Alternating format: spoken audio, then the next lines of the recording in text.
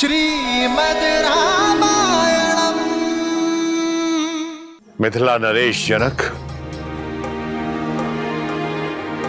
अब धर्म की लाज आपके हाथों में है। आप जो भी निर्णय लेंगे हम सभी को बाध्य है। बोलो राम, क्या तुम्हें महाराज जनक का निर्णय स्वीकार होगा? आचार्य, आप केवल हमारे गुरु ही नहीं, पिता तुल्य है हमारे। आप धर्मात्मा हैं। आप जो भी निर्णय लेंगे वो मुझे सहर्ष स्वीकार होगा। भरत, तुम्हें तो कोई आपत्ति नहीं है? नहीं गुरुदेव। महाराज जनक धर्मात्मा ही नहीं, हमारे धर्म पिता भी है। किंतु एक विनती है इनसे कि निर्णय लेते समय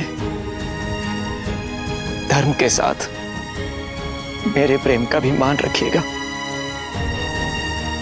बताइए राजा जनक, क्या निर्णय है आपका?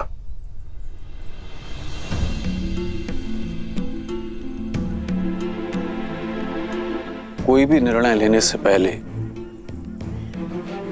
मैं अपने सौभाग्य को धन्यवाद देता हूं कि मुझे इस धर्म सभा में उपस्थित होने का अवसर मिला। एक और राम है जो धर्म और मर्यादा की प्रतीक है, तो दूसरी ओर भरत जो प्रेम और समर्पण की पराकाष्ठा है।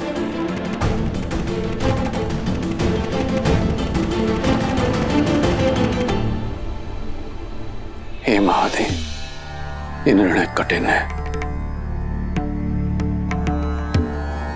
मुझे सद्बुद्धि देना, प्रेरणा देना, ताकि मैं उचित निर्णय ले सकूं। हर हर महादेव।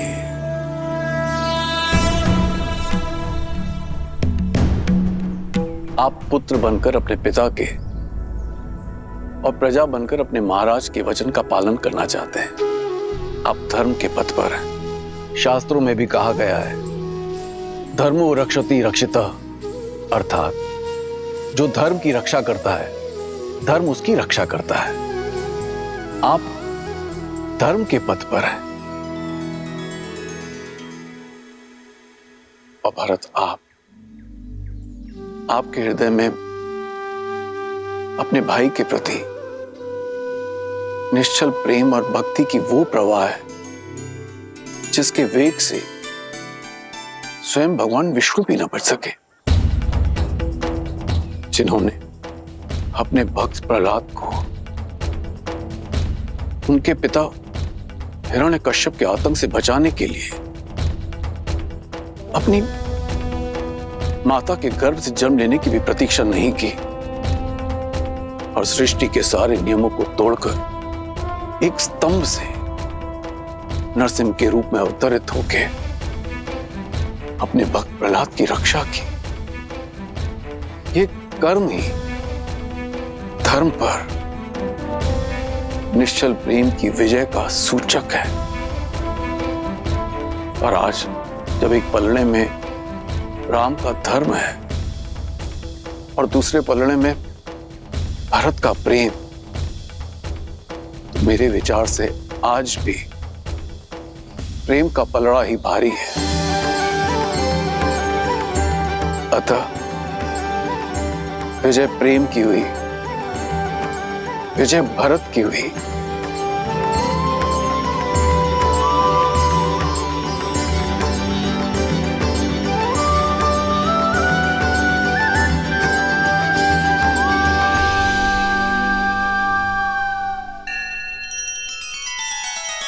श्री रामचंद्र कृपालु भजु मन हरण भव भय दारुणम्।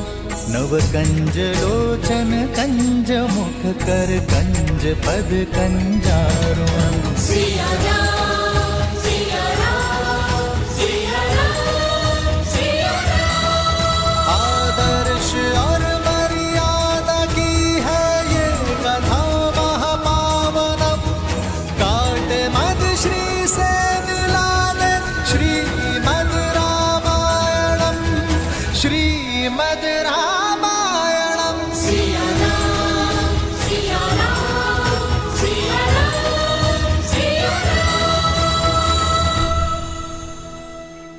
इसका अर्थ है कि मैं अपने भैया को अयोध्या ले जा सकता हूं, अपनी इच्छा पूर्ण कर सकता हूं। किंतु प्रेम के भी अपने कुछ नियम होते हैं कुमार। प्रेम में पहले उनके विषय में सोचा जाता है जिनसे हम प्रेम करते हैं। प्रेम में स्वार्थ नहीं, समर्पण का सहारा लिया जाता है, ना कि अपनी इच्छा पूर्ति का। इसीलिए मेरा परामर्श आपसे यह है कि आप निस्वार्थ भाव से, निश्चल प्रेम से स्वयं श्री राम से पूछें कि उनका निर्णय क्या है, उनकी प्रसन्नता किसमें है। फिर वो जो भी निर्णय लें उसे आप प्रेम पुष्प की तरह हृदय से स्वीकार करें। यही मेरा परामर्श है और यही मेरा निर्णय भी। महाराजा जनक, आपका कोटि कोटि धन्यवाद। निश्चल और निस्वार्थ के प्रेम की परिभाषा आज समझ आई मुझे, और इसके लिए भरत आपका सदैव आभारी रहेगा।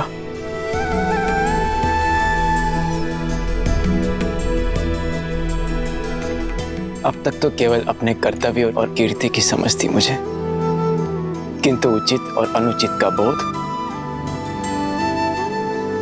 अब समझ आया। मेरे भैया ने अपने पिताश्री के वचनों का पालन करना स्वीकार किया, किंतु इन्हें मेरी भी एक इच्छा स्वीकार करनी होगी, और ये मेरा निर्णय है। या तो भैया सिंहासन स्वीकार करें या मैं मृत्यु का आलिंगन करूंगा।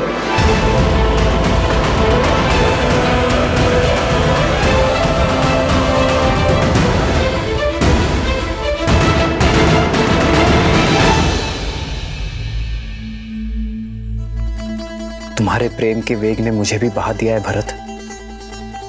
तुम मुझे अयोध्या के राज सिंहासन पर बैठते देखना चाहते हो ना, तो वही सही। तुम्हारी प्रसन्नता के लिए मुझे वो भी स्वीकार है। सच भैया? हाँ भरत, किंतु पिताश्री के वचन को झुठलाने का साहस मुझ में अब भी नहीं है। मुझे 14 वर्ष का वनवास काट कर आने दो भरत। उसके बाद मैं तुमसे अयोध्या का राज सिंहासन स्वीकार कर लूंगा। तब तक अयोध्या का भार तुम्हारा हुआ मेरे भाई। आप महान हैं भैया, आप महान हैं। आपने अपने धर्म और मेरे प्रेम दोनों का मान रख लिया। कदाचित मेरे लिए इन पापों का यही दंड है कि 14 वर्षों तक आपके वियोग की असहनीय पीड़ा को मुझे सहना होगा भैया।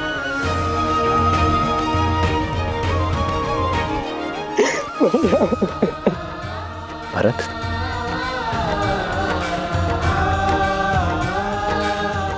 क्या हृदय भी कभी शरीर से भिन्न होता है भरत?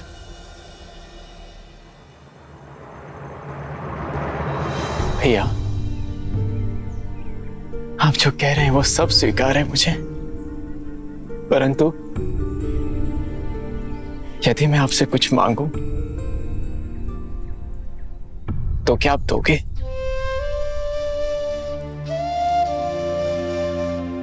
मेरे प्रिय भरत के लिए तो मेरे प्राण भी न्यौछावर है। बोलो भरत, क्या मांगना चाहते हो तुम? मुझे बस अपनी चरण पादुकाएं दे दीजिए।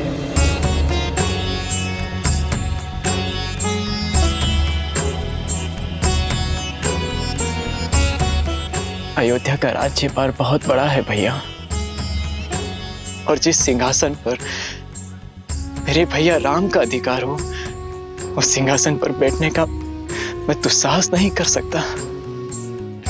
अयोध्या और अयोध्या का राज सिंहासन आपकी प्रतीक्षा करेंगे। प्रतीक्षा के इन क्षणों में आपकी चरण पादुका को राज सिंहासन पर रख अपना कर्तव्य निभाऊंगा।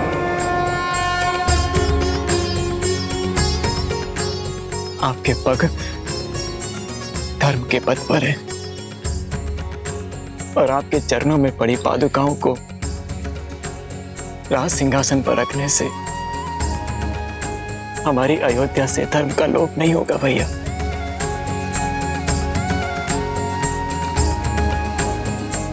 भरत, तुम्हारा ये भ्रातृ प्रेम अमर रहेगा।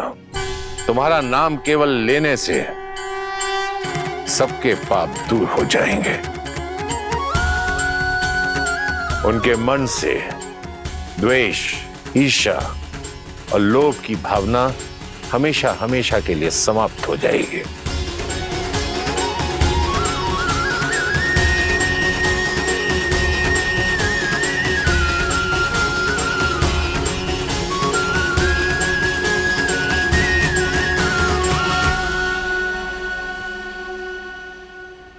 आदर्श और मर्यादा की है ये कथा महापावनम। काटे मद श्री से मिला दे श्रीमद् रामायणम, श्रीमद् रामायणम, श्रीमद् रामायणम। इन पर अपने पैर रख के इसे पवित्र कर दीजिए भैया। श्री राम, श्री राम, श्री राम, श्री राम, श्री राम, श्री राम, श्री राम।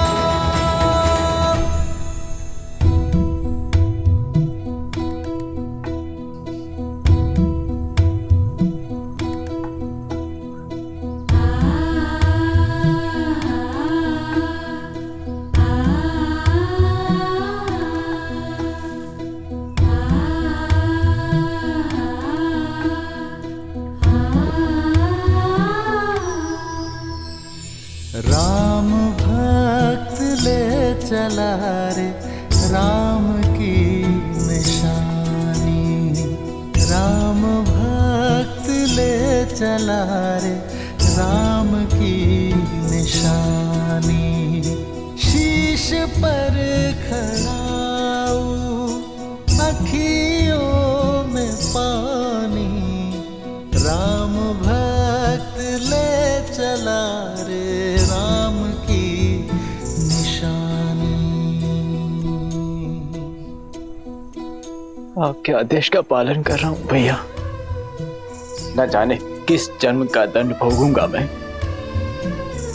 इन 14 वर्षों के वियोग में, किंतु स्मरण रहे 14 वर्ष, केवल 14 वर्ष। यदि एक क्षण भी अयोध्या लौटने में आपने विलंब किया तो अपने प्रिय भरत के निर्जीव शरीर से भेंट करेंगे आप।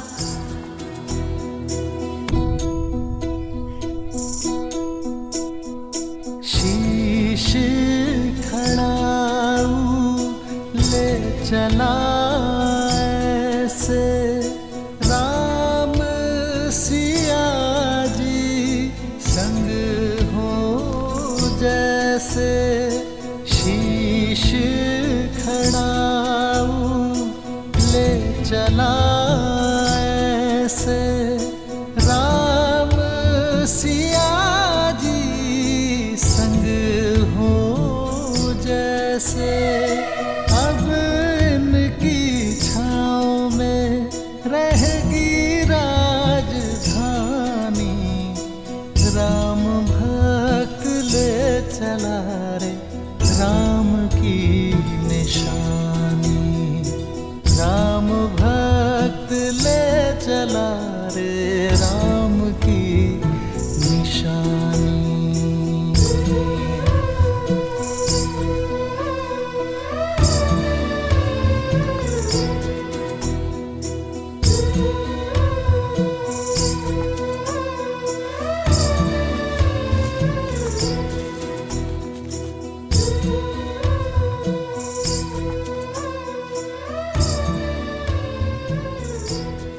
जितना पवित्र भरत का मन है उतनी ही पवित्र उसकी भ्रातृ भक्ति है।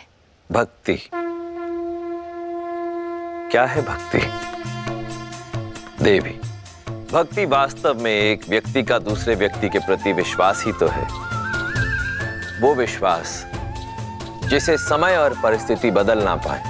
भरत की श्री राम के प्रति भक्ति, धर्म और सत्य के प्रति विश्वास, इसी का उदाहरण है वो विश्वास जिसके लिए व्यक्ति अपनों से, संसार से, यहां तक कि स्वयं से भी लड़ जाए। भरत की श्री राम के प्रति भक्ति, उनके प्रति विश्वास ही भरत को आदर और सम्मान की मूर्ति बना देता है। सत्य कहा आपने। ऐसे प्रेम का भला कोई शत्रु कैसे हो सकता है? भरत से बड़ा भक्त इस संसार में कोई अन्य हो ही नहीं सकता। सत्य कहा आपने देवी। वास्तव में इस संसार में भरत से बड़ा और कोई भक्त नहीं, सिवाय एक के। अर्थात जहां एक और भरत ने श्री राम की सेवा के लिए अपना समस्त जन्म दिया, वहीं कोई और भी था जिसने केवल श्री राम की सेवा के लिए जन्म लिया, जो भक्ति में भरत से कम नहीं था और बल और साहस में इस ब्रह्मांड में अद्वितीय था। कौन है वो? पहेलियां मत बुझाइए। पहेलियां नहीं देवी, ये सत्य है। भरत से बड़ा राम भक्त यदि कोई है तो वो केवल शिव है। और यही कारण है कि मेरे एकमात्र अंशावतार ने राम काल में ही धरती पर जन्म लिया, ताकि वो श्री राम और रावण की इस महान गाथा का अभिन्न अंग बन सके। अंशावतार? हाँ देवी, मेरा अंशावतार, जिसे ये संसार कभी प्रेम से, कभी भय से, तो कभी भक्ति से, भिन्न भिन्न नामों से पुकारेगा। अंजनाद्री में जन्मे माता अंजनी के पुत्र अंजनेय, पवन सुत हनुमान, पवन सुत हनुमान। परंतु अभी मेरा यह अंशावतार कहीं प्रतीक्षारत है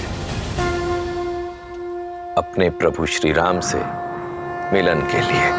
जय महावीर हनुमान, जय जय पवन पुत्र हनुमान।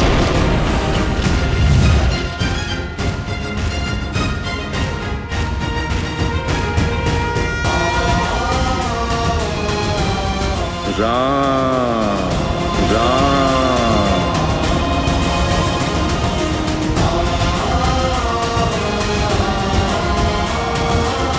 राम राम। बजरंग बली हनुमान, जय जय महाबली हनुमान।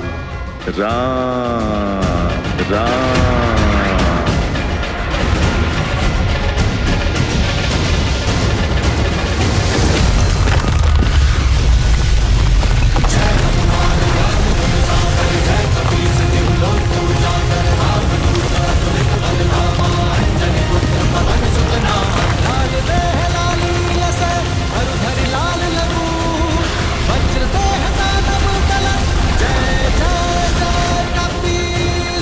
लगता है कोई भूचाल आया है। ये महाराज सुग्रीव के सेनापति हनुमान किसी भूचाल से कम है क्या? राम राम।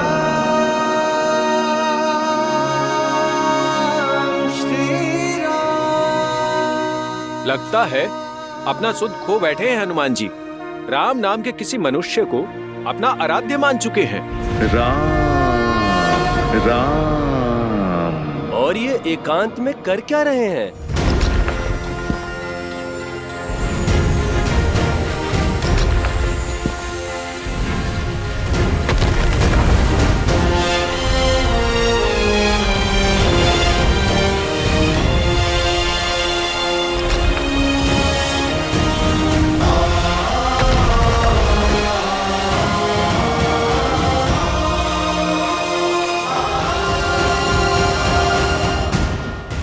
जाने राम नाम का जाप क्या क्या करवाएगा इनसे।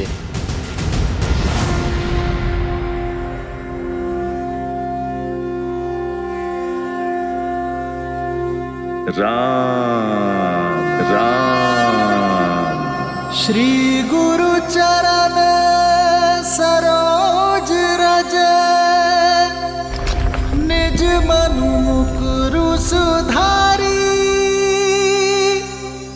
बरनउँ रघुबर बिमल जसु, जो दायकु फल चारी।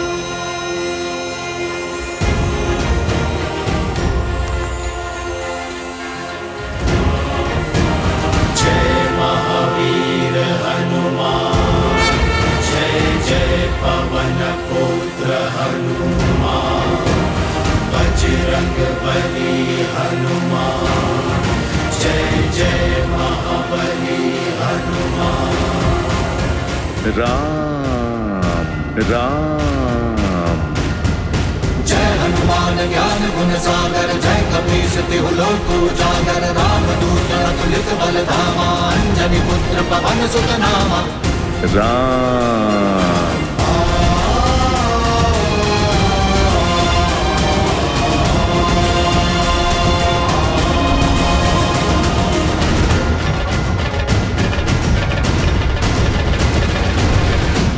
श्रीमद् रामायणम्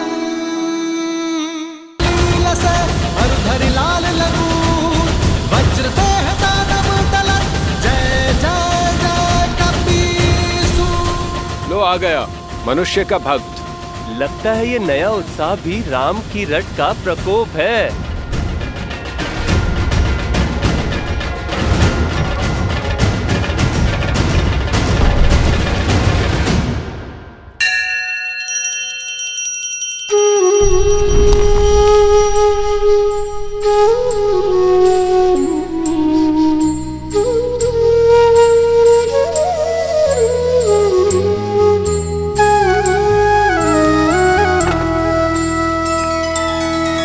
श्री रामचंद्र कृपालु भजु मन हरण भव भय दारुणम, नव कंज लोचन कंज मुख कर कंज पद कंजारुणम, कंदर्प अगणित अमित छवि नव नील नीरज सुंदरम, पट पीत मानहु तड़ित रुचि सुचि नौमि जनक सुतावरम। श्री राम श्री राम श्री राम श्री राम श्री राम श्री राम श्री राम श्री राम श्री राम श्री राम श्री राम श्री राम श्री राम श्री राम श्री राम श्री राम।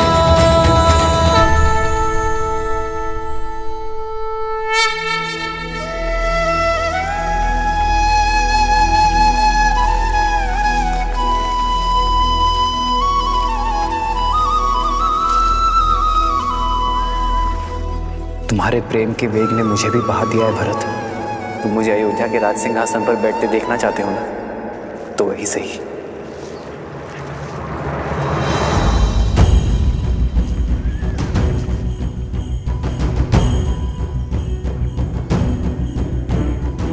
मुझे 14 वर्ष का वनवास काट कर आने दो भरत। उसके बाद मैं तुमसे अयोध्या का राज सिंहासन स्वीकार कर लूंगा। तब तक अयोध्या का भार तुम्हारा हुआ मेरे भाई।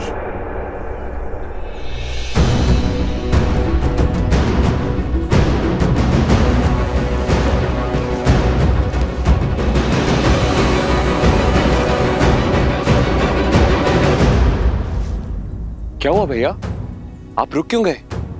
देखिए अयोध्या की सीमा आ गई। इसीलिए तो रुक गया शत्रुघ्न। तुम इसी क्षण अयोध्या जाकर राज सिंहासन यहां लेकर आओ। कुमार भरत, ये क्या कर रहे हैं? सिंहासन यहाँ लाकर क्या करेंगे? कोई शंका? नहीं भैया, आदेश का पालन होगा। प्रस्थान कर। जी भैया।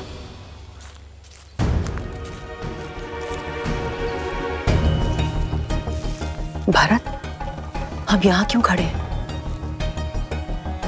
अयोध्या क्यों नहीं जा रहे? अपनी माता के पापों का प्रायश्चित करने का प्रयास कर रहा हूं मैं।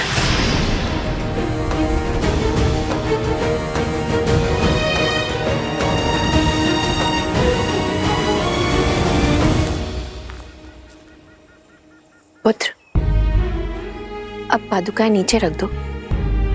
कब से ऐसे ही हो? कुछ क्षण सांस ले लो और मुझे बताओ, उलझन क्या है? नहीं माता, ये पादुकाएं मैं नीचे नहीं रख सकता। मेरे राम भैया की ये पादुकाएं भरत के जीवित रहते तो भूमि पर नहीं रखी जाएगी। इन्हें इनके उचित स्थान पर रखना होगा। उसके पश्चात मैं आपसे जी भर के वार्तालाप कर सकता हूं, किंतु इस क्षण नहीं।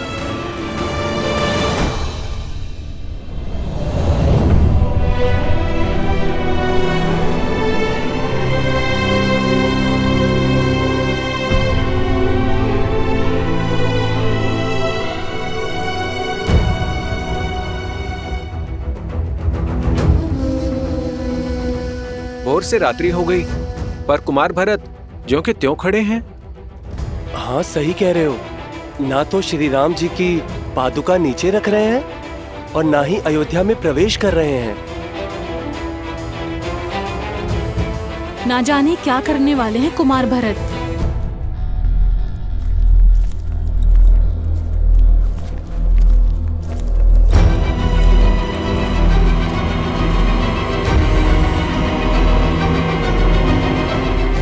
सिंहासन आ गया भैया। इस राज सिंहासन को यहां रख दो शत्रुघ्न। मेरे राम भैया ने यहीं से माटी उठाई थी।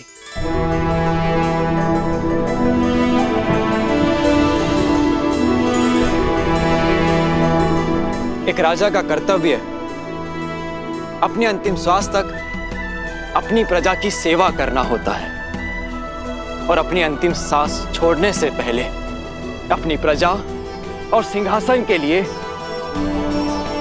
एक सर्वश्रेष्ठ उत्तराधिकारी चुनना होता है। मेरे पिता श्री महाराज दशरथ ने इस सिंहासन के लिए सर्वश्रेष्ठ उत्तराधिकारी मेरे भैया राम को चुना है और वही सदैव अयोध्या के राजा रहेंगे। जब तक रघुनंदन श्री राम अयोध्या लौटकर नहीं आते तब तक उनकी ये पवित्र पादुकाएं इस राज सिंहासन की शोभा बढ़ाती रहेंगी।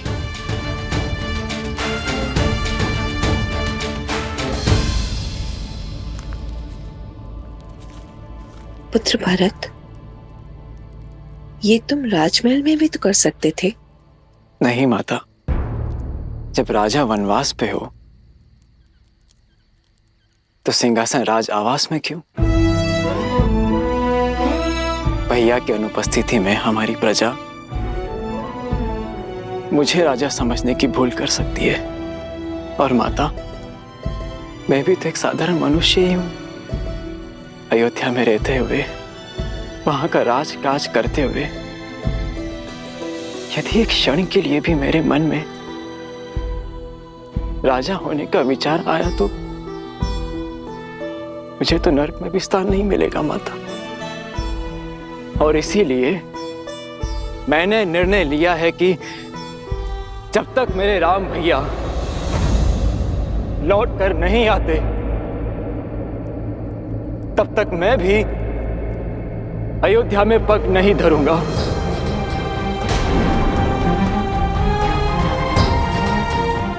यही नंदीग्राम में रह के उनकी आज्ञा का पालन करूंगा, अपने भैया का दिया हुआ दायित्व निभाऊंगा, आप सबकी सेवा करूंगा और आप सब भी अपना कर्तव्य मत भूलिएगा। मत भूलिएगा कि अयोध्या पर केवल हमारे श्री राम का अधिकार है और मैं अयोध्या अपने महाराज के साथ ही लौटूंगा 14 वर्षों के बाद।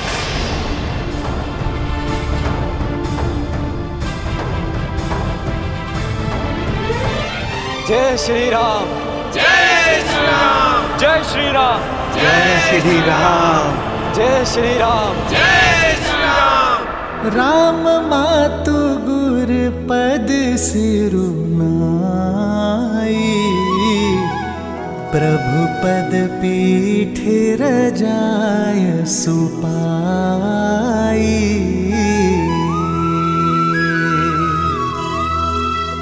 नंदी गाँव करी परन कुटीरा, किन्ह निवासु धर्म धुर धीरा।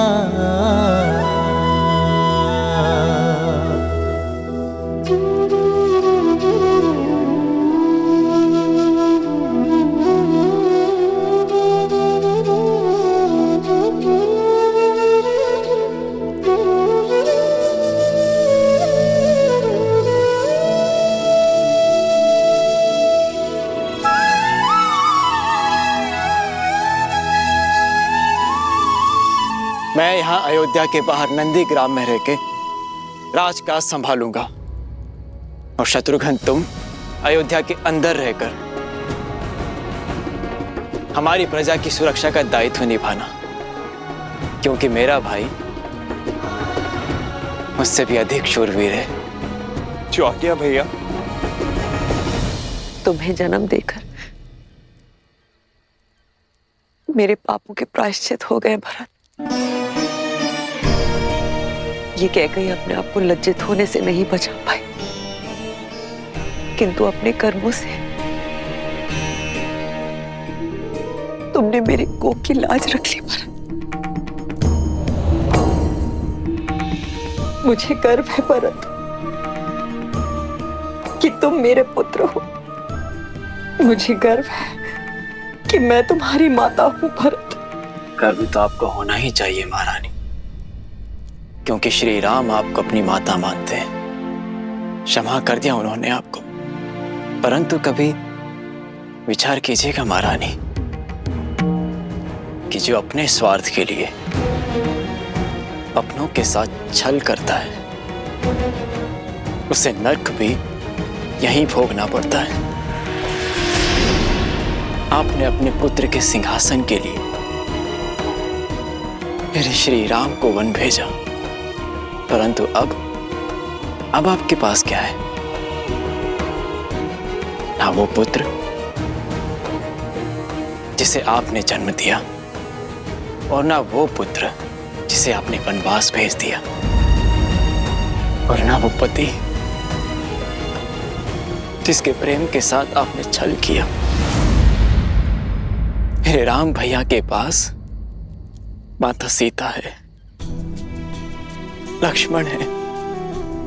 मेरे पास मेरे राम भैया का प्रेम और उनका आशीर्वाद है, किंतु आपके पास कुछ नहीं, खाली हाथ। वास्तविक वनवास तो आप भोगेंगी महारानी,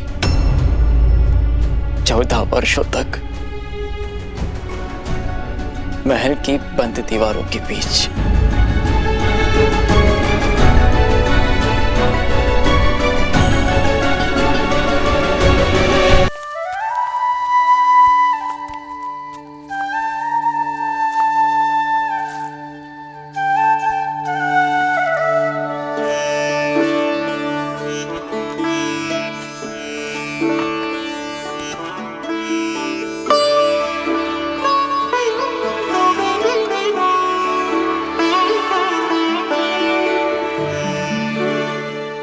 लक्ष्मण भैया को देखा, बात कीजिए ना उनसे यार।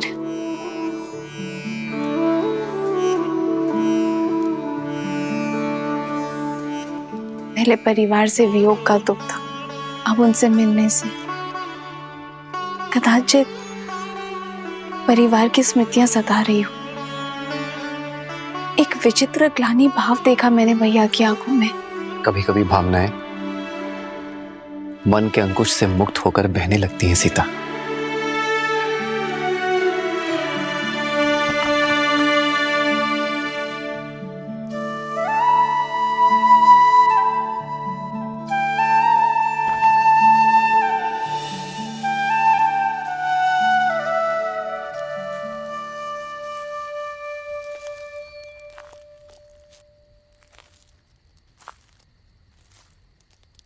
बैठो लक्ष्मण, बैठो।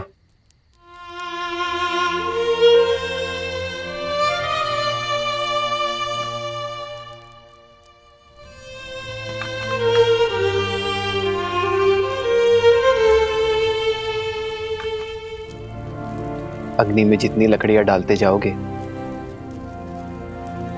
वो उतनी ही भड़कती जाएगी लक्ष्मण।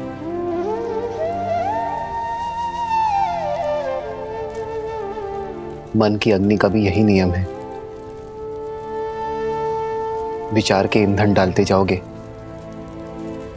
तो वो धीमी कैसे पड़ेगी? मैंने पाप किया है भैया, स्वयं को बहुत छोटा अनुभव कर रहा हूं मैं। आपने बार बार समझाने का प्रयास किया मुझे, किंतु मेरी पत्नी मारी गई। लक्ष्मण, अपने प्रिय भरत भैया को नहीं, उस पवित्र आत्मा को नहीं पहचान पाया, उस पर संदेह किया मैंने भैया, स्वयं को अत्यंत मलिन कर लिया है मैंने भैया। मैं स्वयं को क्षमा नहीं कर पा रहा हूं।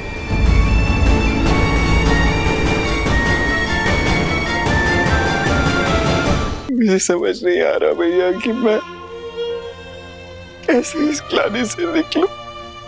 स्वयं पर इतनी कठोरता क्यों लक्ष्मण?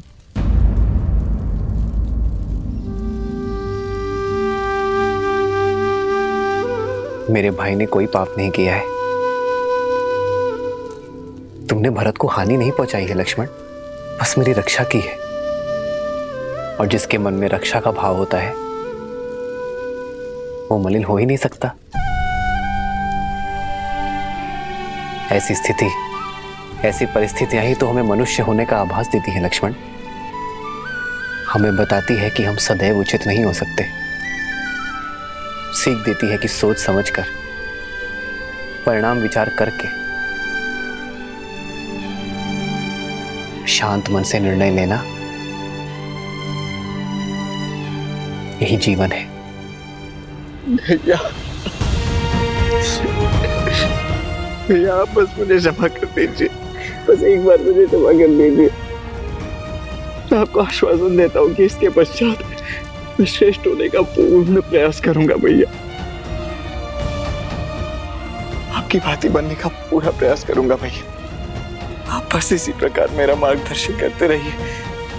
आदेश दीजिए मुझे भैया, मैं आपके किसी आदेश का उल्लंघन नहीं करूंगा, कभी नहीं करूंगा भैया। लक्ष्मण, शांत हो जाओ। क्षमा मांगने की कोई आवश्यकता नहीं है तुम्हें लक्ष्मण। चित्रकूट रुकने का हमारा प्रयोजन सिद्ध हुआ लक्ष्मण। अब नहीं तुम्हारे मन में कोई मलिनता है और न भरत के मन में कोई ग्लानि। अब हम निश्चिंत होकर अपना कर्तव्य पालन कर सकते हैं। हमें दंडकारण्य चलना चाहिए लक्ष्मण। तुम्हें स्मरण है ना, महर्षियों ने हमसे सहायता मांगी है। जी भैया। बस हम शीघ्र ही दंडकारण्य की ओर प्रस्थान करेंगे।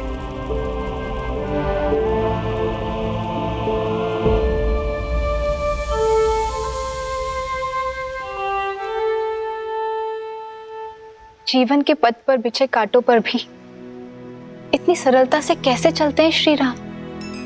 देवी, जो संकट के समय में भी संयम रखे वही तो है राम। जिनके निर्णय स्वार्थ से मुक्त हो वही तो है राम। जो अपने आज से संसार के आने वाले कल को सुंदर बनाए वही तो है राम। जो अपने कर्म, अपने चरित्र से मर्यादा को परिभाषित करे परंतु स्वयं फिर भी सरल रहे वही तो है मर्यादा पुरुषोत्तम श्री राम। जब मेघ अपने भीतर भरे जल का स्वार्थ छोड़ उसे भूमि पर बरसाने के लिए सज्ज हो जाए तभी तो प्रकृति खिलती है। उसी प्रकार जब जब कोई मनुष्य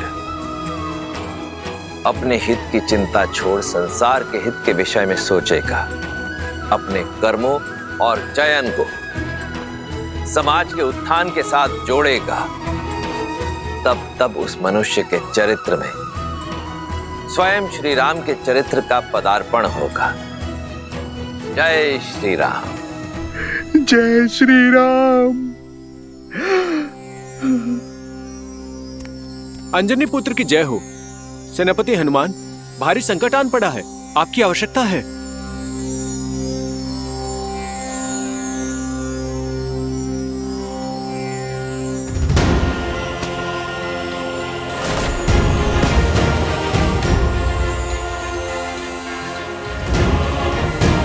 जय महावीर हनुमान।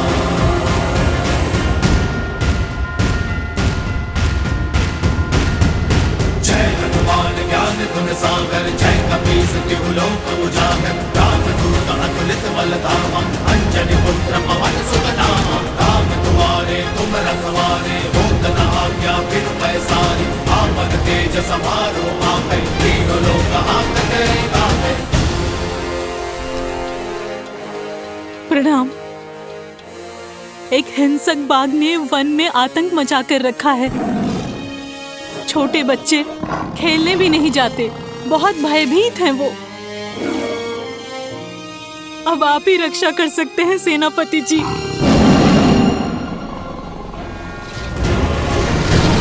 जय महावीर हनुमान, जय जय पवन पुत्र हनुमान।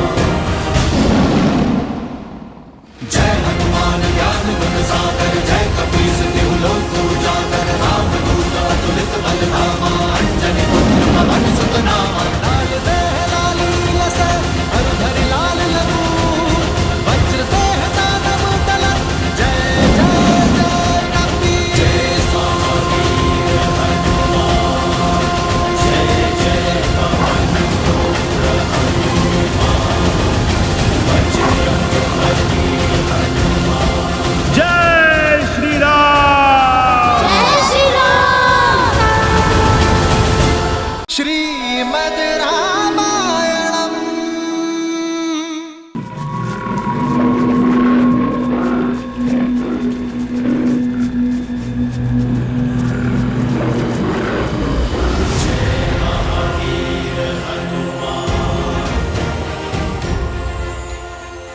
बालकों, किससे डर के भाग रहे थे? अच्छा हुआ हनुमान काका आप आ गए, हम तो बहुत डर गए थे। जब तक भय से भागोगे, भय तुम्हें भगाता रहेगा।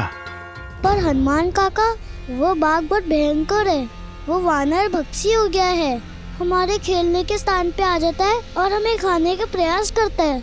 कुमार अंगद, किष्किंधा के भविष्य हो तुम। मित्रों की रक्षा करने के स्थान पर यदि स्वयं डरकर भागोगे तो फिर क्या संदेश दोगे इस संसार को? पर हम उसका सामना कैसे करते? वो इतना विशाल और हम नन्हे वानर। पुत्र अंगद, मधुमक्खी भी तो नन्ही होती है, पर कोई भी उससे बैर नहीं लेता, क्योंकि वास्तविक सत्य शारीरिक नहीं मस्तिष्क में होती है।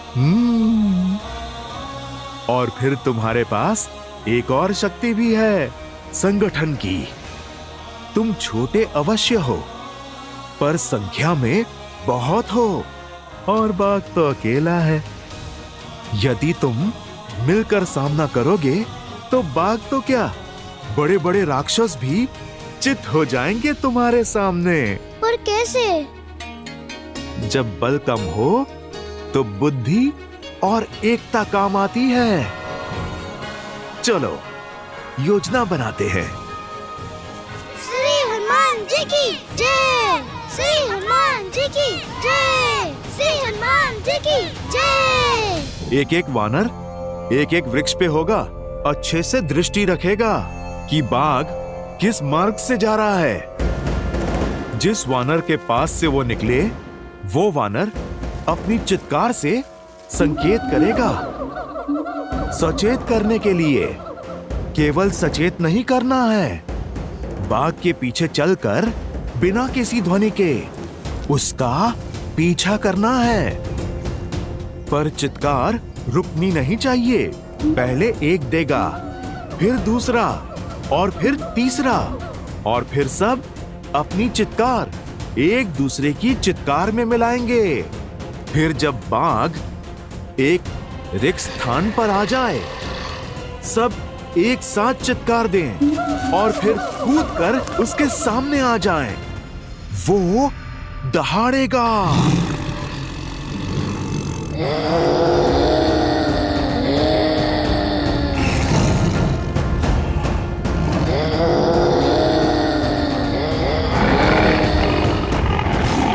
पर पुत्रों ध्यान रहे, बाघ डरा नहीं है, वो आक्रमण करने की तैयारी कर रहा है।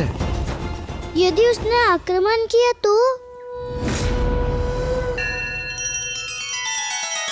श्री रामचंद्र कृपालु भजु मन हरण भव भय दारुणम नव कंज लोचन कंज मुख कर कंज पद कंजारुणम। सिया राम, सिया राम, सिया राम, सिया राम। आदर्श और मर्यादा की है ये कथा महापावनम। काट मद श्री से मिला दे श्रीमद् रामायणम, श्रीमद् रामायणम। सिया राम, सिया राम, सिया राम, सिया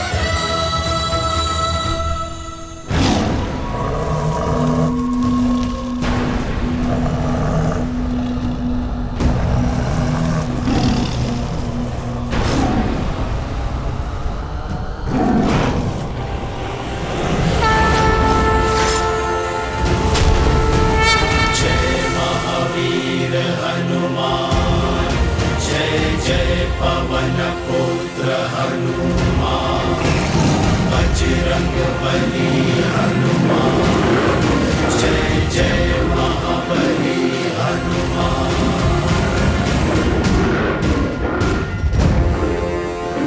कहा था ना, तब मैं आऊंगा।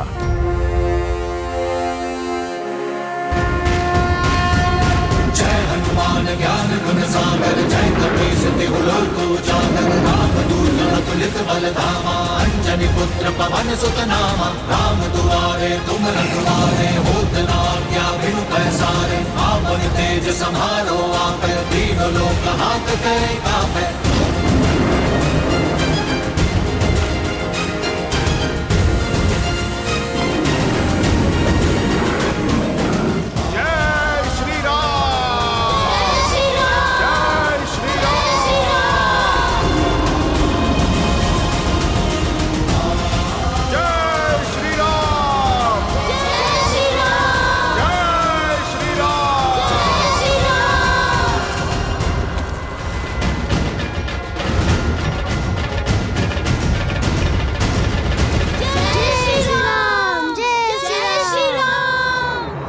अब समझे, सच्चा बल भुजाओं में नहीं, स्वयं पर किए गए विश्वास में है। फिर बाघ चाहे कितना भी विशाल हो, नन्हे मुन्ने भी उसका परिहास कर सकते हैं। समझो, भय की आंखों में आंखें डाल के विश्वास से देखोगे, भय स्वयं दुम दबा के भाग जाएगा। पर ये विश्वास जगेगा कैसे हनुमान काका? भक्ति और शक्ति में संतुलन बनाना सीख जाओ। भक्ति तुम्हें धर्म से जोड़ती है और शक्ति कर्म से, और ये संगम जीवन के हर एक उतार चढ़ाव में तुम्हारा मार्गदर्शन करेगा। तो हमें भक्ति और शक्ति दोनों का पथ दिखाइए। ठीक है, तो फिर आरंभ अखाड़े से करेंगे। तुम्हें कुश्ती कला में निपुण बनाकर शक्ति पाने के योग्य करूंगा और योग का ज्ञान सिखाकर सिद्धियां पाने का द्वार खोलूंगा।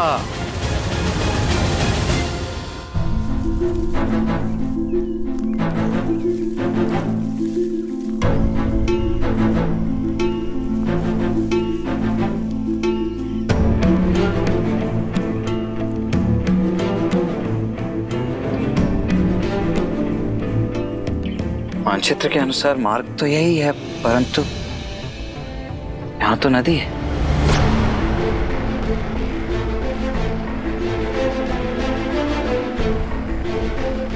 कदाचित हम मार्ग भटक गए हैं भैया।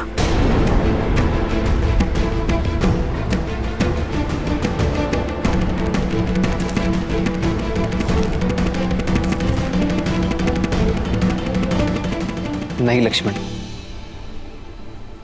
अब तक का मार्ग ऋषि भारद्वाज द्वारा दिए गए मानचित्र के अनुसार ही चुना है, अर्थात दंडकारण्य का मार्ग सामने ही होना चाहिए। परंतु यहाँ तो नदी है ना भैया, फिर कदाचित ऋषि भारद्वाज से मानचित्र बनाने में कोई त्रुटि हुई हो। नहीं लक्ष्मण, ऋषि भारद्वाज बहुत ज्ञानी और अनुभवी है। वर्षों बिताए हैं उन्होंने यहाँ। उनके ज्ञान पर संदेह करना उचित नहीं है। मार्ग हमारे सामने ही है लक्ष्मण, कदाचित हम उसे देख नहीं पा रहे हैं।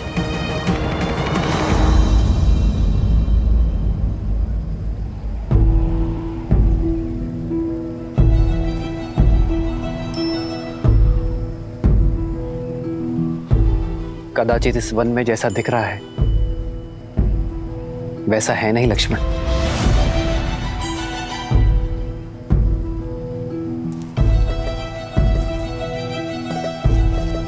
संभल कर भैया, नदी गहरी प्रतीत हो रही है।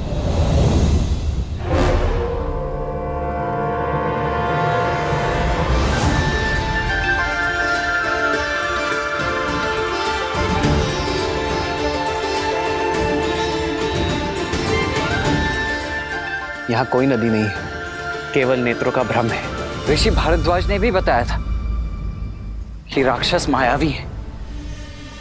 कहीं ये भी किसी माया का भागी तो नहीं है? यदि मार्ग ढूंढना है तो माया से लड़ना होगा लक्ष्मण। जी भैया। आओ सीता।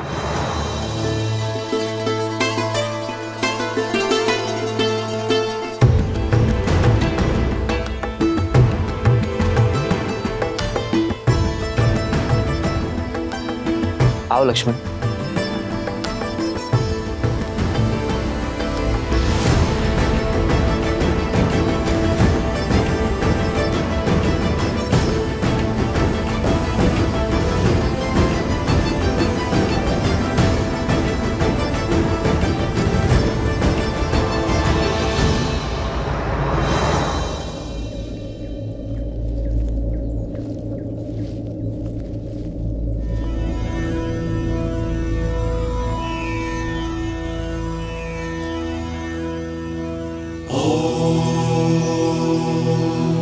शांति शांति शांति।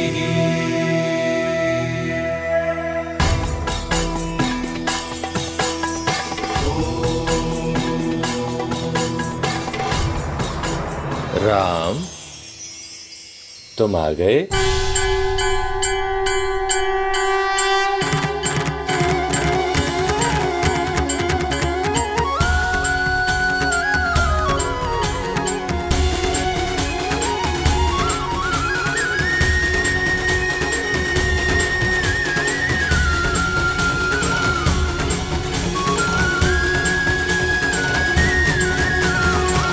आप हमें जानते हैं ऋषिवर?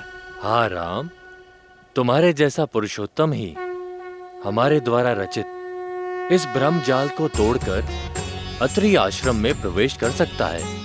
ऋषि अत्रि, भाग्यशाली तो हम हैं जिनके तप और तेज के विषयों के बारे में केवल सुना, आज उनके दर्शन भी पा लिए। प्रणाम ऋषिवर। यशस्वी भव, तुम्हारा शौर्य बना रहे। सौभाग्यशाली भव। ऋषिवर, यदि हमारे आगमन से आपका तप भंग हुआ है तो हमें क्षमा कर दीजिए।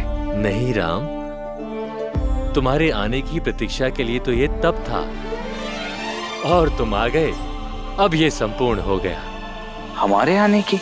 हाँ, उन राक्षसों के अंत के लिए जिनका प्रवेश रोकने के लिए मैंने अपने आश्रम के चारों तरफ दृष्टि भ्रम उत्पन्न किया हुआ था। अब तुम आ गए, इसकी कोई आवश्यकता नहीं। बचपन से आपके तेज और माता अनुसुईया के तप की कथाएं सुनी है, आज दर्शन हुए। माता अनुसुईया के दर्शन की भी इच्छा थी मेरी। कहाँ है वो?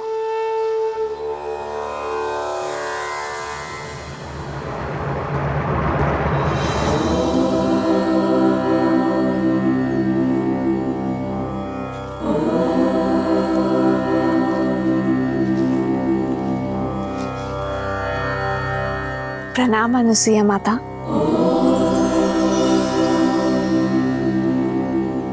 राम और लक्ष्मण का भी प्रणाम स्वीकार करें माता।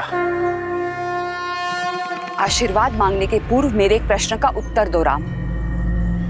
ये दंडक वन है, यहाँ पग पग पर उदंडी असुरों का वास है।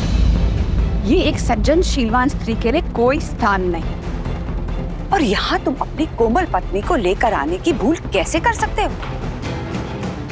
ये सुरक्षित नहीं है राम। क्षमा करें माँ, पर मैं असुरक्षित नहीं। जैसे आपके पास आपकी सुरक्षा के लिए आपके तप का ताप है, उसी प्रकार मेरे पास मेरे पति, मेरे श्री राम का कवच है, भैया लक्ष्मण की सुरक्षा है। जिस प्रकार आप इसी वन में अपने पतिव्रता के बल से अपने पति की संगिनी बनकर रह रही हैं, उसी से प्रेरणा लेकर ये सीता भी आपकी ही भांति अपने पति की यात्रा में उनका साथ देगी। ऋषि भारद्वाज के आदेश से पीड़ित ऋषियों के तारण के लिए हम दंडक वन की ओर बढ़ रहे हैं। कदाचित यही हमारे वनवास के लिए नियति का उद्देश्य है ऋषिवर। ऐसे में आपसे भेंट हमारे लिए आशीर्वाद है। हम आशा करते हैं कि आगे की परिस्थितियों, समस्याओं और उनके निवारण के लिए आप हमारे मार्गदर्शक बनेंगे। दंडकारण्य क्या हुआ ऋषिवर? आप इतने चिंतित क्यों हो गए? दंडकारण्य कोई सामान्य वन नहीं है, सहस्त्र मायावी राक्षसों का गढ़ है राम।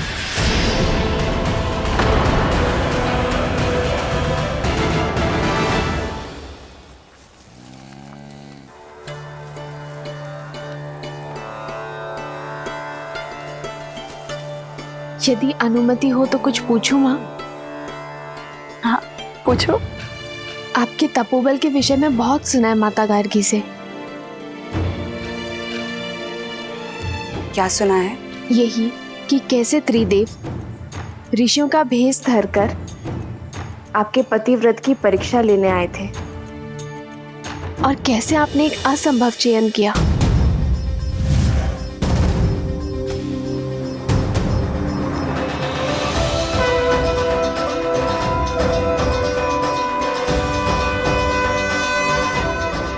ब्राह्मणों की सेवा तो हर गृहस्थ का धर्म होता है।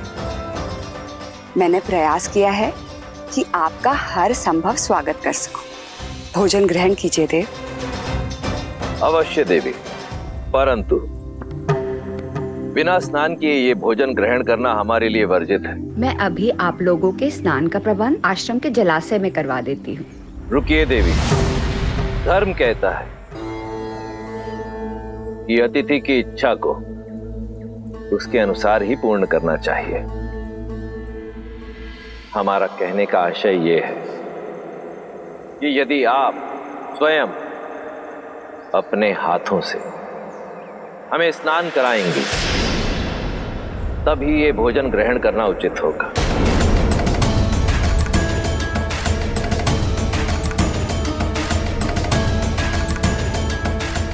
किस सोच में पड़ गई देवी? चयन आपका है।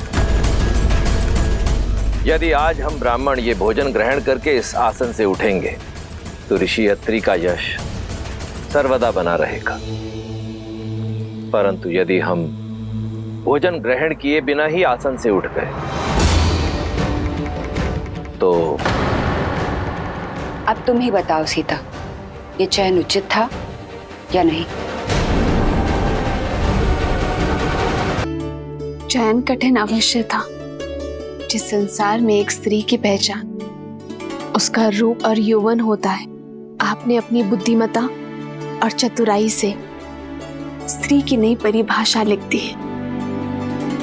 एक ओर पतिव्रता धर्म था और दूसरी ओर अतिथि धर्म। एक को बचाती तो दूसरा टूट जाता। ऐसे धर्म संकट में आपने अपने तप के बल से जो किया, उससे न केवल दोनों धर्म का पालन हुआ, बल्कि एक स्त्री की महानता और एक नारी के बल को नया आयाम मिला।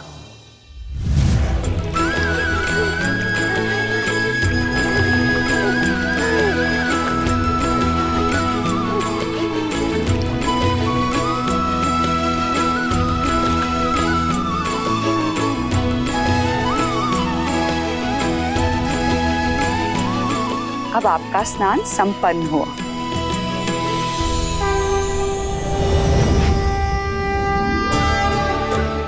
प्रणाम देवी। त्रिदेवियां एक सन्यासिन के घर, मैं धन्य हुई। कैसे करूं आपका स्वागत? हमें स्वागत नहीं, आपकी सहायता चाहिए देवी। हमारे पति त्रिदेव आपकी परीक्षा लेने गए थे, पर अब तक अपने लोक नहीं लौटे। अच्छा, तो अतिथि के रूप में त्रिदेव आए थे। ये रहे।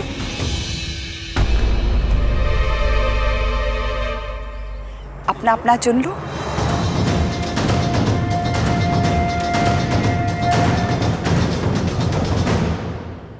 ये सब शिशु? हाँ, इन सब का आग्रह था कि मैं भोजन के पूर्व इन्हें अपने हाथों से स्नान कराऊं। मेरे पास और कोई विकल्प नहीं था, तो मैंने इन्हें शिशु में बदल के अपना धर्म पूर्ण किया। महान है आप और आपका पतिव्रता धर्म। कृपया हमारे पतियों को त्रिदेव बनाकर हमें पुनः लौटा दीजिए।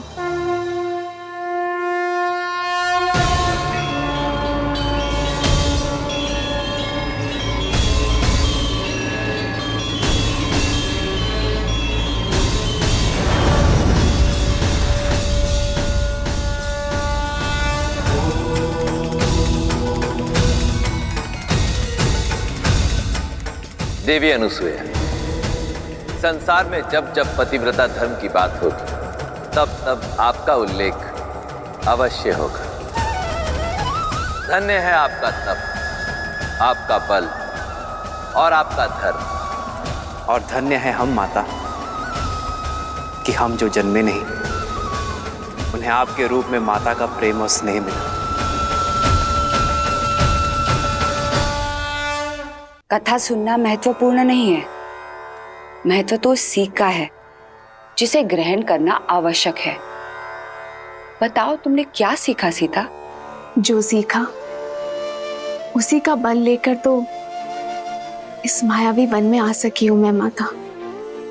मैंने सीखा, यदि आपके हृदय में आपके जीवन साथी के लिए अटल प्रेम और अटल समर्पण हो, जब अपने प्रेम और समर्पण पर पूर्ण विश्वास हो, तो कोई माया ही क्या, संसार रचने वाले, चलाने वाले और नष्ट करने वाले त्रिदेव भी उस विश्वास को खंडित नहीं कर सकते माता।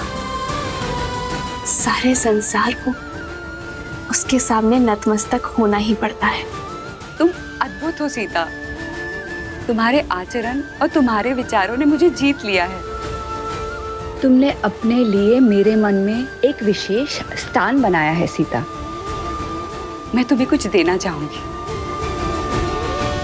दंडकारण्य रण क्षेत्र होगा राम, जहां शत्रु सामने से नहीं दिखाई देगा और प्रहार किसी भी दिशा से हो सकता है। जहां रावण के सौतेले भाई खरदूषण के अतिरिक्त अकंपन, तृष्णा, विराद और कवंद जैसे मायावी राक्षस होंगे।